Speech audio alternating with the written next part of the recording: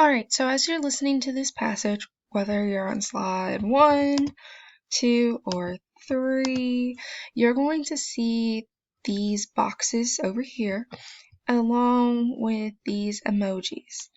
So these emojis, you're going to drag over as we're reading.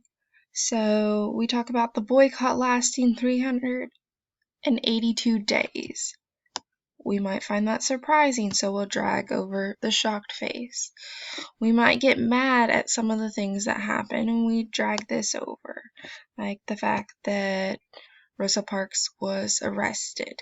Now, I'm not going to continue because I don't want to see my reactions to this article. I want to see your reactions, but you'll just drag and drop them. Let me go ahead and put these back. And as I said, this is on all 3 of the passage slides. There is also this blue box. This blue box here, you're going to click and you're going to type questions.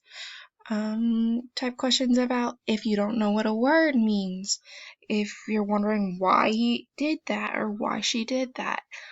Type it here, or why this was happening. Connections. I want to know what the story makes you think about. How does it relate to your life?